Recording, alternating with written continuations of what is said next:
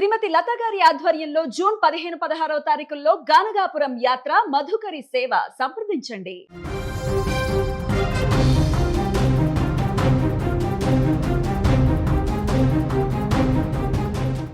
ఖమ్మం నగరంలో జరిగిన ఒక దారుణమైన ఘటన రాష్ట్ర వ్యాప్తంగా కలకలం రేపుతోంది. 12 ఏళ్ల అమాయకపు బాలికపై 49 ఏళ్ల మహమ్మద్ గౌస్ అనే వ్యక్తి అత్యంత అమానుషంగా దాడికి పాల్పడ్డాడు. తన తప్పు బయటపడుతుందనే భయంతో ఆ బాలికను 3 అంతస్తుల మేడపై నుంచి కిందకు తోసేసి చంపడానికి ప్రయత్నించిన వైనం అందరినీ నివ్వెరపరుస్తోంది. ఈ ఘటనపై భారతీయ జనతా పార్టీ రాష్ట్ర కోశాధికారి దేవకి వాసుదేవరావు తీవ్ర ఆగ్రహం వ్యక్తం చేశారు. సమాజంలో చట్టాలు వ్యవస్థలంటే నేరగాళ్లకు ఎంతటి నిర్లక్ష్యం ఉందో ఈ ఘటన చూస్తుంటే అర్థమవుతోందని ఆయన మండిపడ్డారు. ఈ దారుణం జరిగి కొన్ని రోజులు గడుస్తున్నా ప్రభుత్వం కనీసం స్పందించకపోవడం దారుణమని ఆయన విమర్శించారు. సదరు బాలిక కోమాలోకి వెళ్లి నిన్ననే స్పృహలోకి వచ్చి జరిగిన వాస్తవాలను బయటపెట్టినా పాలక వర్గంలో ఎటువంటి చలనం లేదు. ఈ ఘటనపై ప్రభుత్వంలోని ఏ ఒక్క నాయకుడు కూడా బాధితురాలిని పరామర్శించకపోవడం వారి ఉదాసీనతకు నిదర్శనంగా మారింది. ప్రాణాపాయ స్థితిలో ఉన్న చిన్నారి గురించి ఒక్క మాట కూడా మాట్లాడకపోవడం బాధాకరమని వాసుదేవరావు ఆవేదన వ్యక్తం చేశారు. మంత్రి హోదాలో ఉండి ప్రజలకు బాధ్యతగా ఉండాల్సింది పోయి ఇలాంటి అమానుష ఘటనల పట్ల మౌనంగా ఉండడం సరైన పద్ధతి కాదని ఆయన విమర్శించారు. ముస్లింల ఓట్లు కోల్పోతామనే భయంతోనే కాంగ్రెస్ పార్టీ ఈ ఘోరంపై మౌనం వహిస్తోందని, వారి నరనరాల్లో ఓటు బ్యాంకు రాజకీయాలు నిండి ఉన్నాయని ఈ ఘటనతో స్పష్టమవుతోందన్నారు.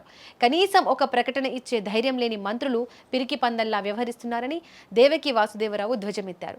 బాధితురాలైన ఆ చిన్నారికి తక్షణమే పూర్తి చట్టపరమైన న్యాయం అందాలి. అవసరమైతే ఆ బాలికను మెరుగైన వైద్యం కోసం వెంటనే హైదరాబాద్ తరలించి ప్రభుత్వ ఖర్చులతోనే నాణ్యమైన చికిత్స అందించాలని ఆయన డిమాండ్ చేశారు.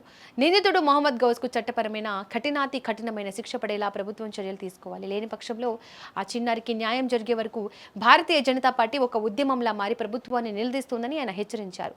భవిష్యత్తులో ఇలాంటి నేరాలు చేయాలంటేనే నేరగాళ్లు భయపడిపోయేలా కఠినమైన శిక్షలు ఉండాలని ఆయన కోరారు. ఆ బాలిక త్వరగా కోలుకోవాలని దేవుడిని ప్రార్థిస్తూ బాధితురాలి తల్లిదండ్రులకు తమ పార్టీ ఎల్లప్పుడూ అండగా ఉంటుందని ఆయన భరోసా ఇచ్చారు.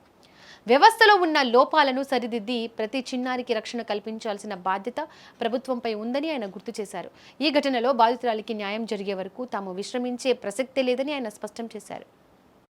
ఖమ్మంలో ఏదైతే జరిగిందో ఒక 12 ఏళ్ల పాపని 49 ఏళ్ల మహమ్మద్ గౌస్ అత్యంత పాశవికంగా దుర్మార్గంగా చర్యలు చేశాడు. ఆ చేసిన తప్పు బయటపడుతుందని చెప్పి ఘోరంగా దారుణంగా పిల్లల్ని 3 అంతస్తులను డబమించి తోసి చంపడానికి ప్రయత్నించిన మహమ్మద్ గౌస్ కి మన చట్టాల మీద మన వ్యవస్థ మీద ఎంత భయం ఉందో అర్థమవుతుంది. అంటే ఏం చేసినా తప్పించుకోగలము అనే ఒక నమ్మకంతోనే ఇంత దుర్మార్గపు చర్యకి ఒడికెడితే కనీసంగా స్పందన లేని ఈ ప్రభుత్వం మరి 2 రోజులు కింద జరిగితే ఆ పాప కోమాలోకి వెళ్తే నిన్న కోమాలోంచి బయటకు వచ్చి విషయాలు చెప్తే ఇప్పటికి కూడా ఏ ఒక్క నాయకుడు కూడా ప్రభుత్వం నుంచి వచ్చి పరామర్శించిన పాపాన పోలేదు. కనీసం ఆ పాప గురించి ఒక స్టేట్మెంట్ ఇచ్చిన పాపాన పోలేదు. ఆ పాపని పరామర్శించిన పాపాన పోలేదు. కనీసం మెరుగైన వైద్యం కోసం హైదరాబాద్ తీసుకెళ్దామన్న ఆలోచన లేదు. ప్రాణాపాయ స్థితిలో ఉన్న పాపని పట్టించుకోవాలన్న కనీసం మానవతా హృదయంతో అన్నా సరే కనీసం ఒక స్టేట్మెంట్ ఇచ్చే దమ్ము ధైర్యం లేని పిరికి పందమని ఈరోజు అర్థమవుతుంది. భారతీయ జనతా పార్టీ హెచ్చరిస్తుంది మరొకసారి, నీకు ఆ పాపకు కానీ సరైన న్యాయం జరగకపోయినా మరి వాడికి కఠినమైన శిక్ష విధించకపోయినా భారతీయ జనతా పార్టీ ఉద్యమంలాగా ఉప్పెనలాగా వచ్చి మిమ్మల్ని కబళిస్తుందని చెప్పి ఈ సందర్భంగా డిమాండ్ చేస్తూ మరి ఇటువంటి పునరావృతం కాకుండా తప్పు చేయాలంటేనే ఉనికిపోయే విధంగా మీ యొక్క చర్యలు ఉండాలని చెప్పి భారతీయ జనతా పార్టీ డిమాండ్ చేస్తుంది. ఆ యొక్క పాప ఆరోగ్యం త్వరగా కోలుకోవాలని చెప్పి మనస్ఫూర్తిగా భగవంతుడిని ప్రార్థిస్తూ ఆ తల్లిదండ్రులు ధైర్యంగా ఉండాలని చెప్పి అయితే మేము సాయంత్రం 6:30 దాకా మంచిగా ఆడుకున్న పిల్లని పైకి వెళ్ళి తీసుకెళ్లారు సార్.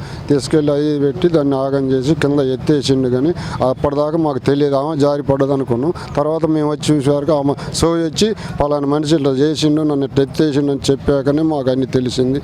అప్పుడు పోలీస్ కంప్లైంట్ ఇచ్చాము.